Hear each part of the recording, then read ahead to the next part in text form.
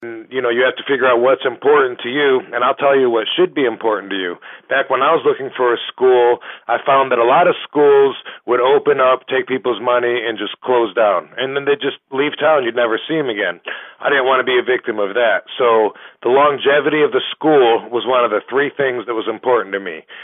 Number two, who was the trainer? The credibility of the school means everything, because you can go out there and you can have some wrestler that tells you that, you know, he used to be on TV years ago, which really means that it could mean that he didn't really have what it takes, you know, and unfortunately a lot of wrestling schools are taught by people that didn't quite make it. And what I did was I created these storylines, and I thought back then that those wrestlers, they can't remember all this shit, you know. They can't, you know, they must have cue cards.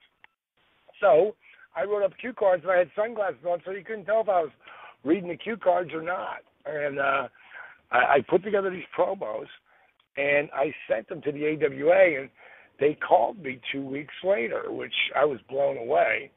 And the guy got on with his name was Rob Russell, got on the phone with me, and he said, you know, Diamond, we want to bring you and your guys in for a tryout, but no, we're watching, you know, your tape you sent us, but no one has heard of you. Where are you guys working? And I was that helped me. I mean, I spent 7 years traveling all over this country, learning before I became really, really good enough to be launched to that level of the WWE, and launched to the level of being able to do live NBC broadcasts on Saturday nights, main events, be able to go out on pay-per-view and WrestleManias and do live interviews one after another without rehearsals, without lines, without people, you know, practicing these things with me, just because I was good enough to handle the load and walk out there and had a good enough head on my shoulders to think on my feet and be able to come up with things that made sense and that got people's attention and that were entertaining. And that's not an easy skill to just acquire. Good matches and all that stuff.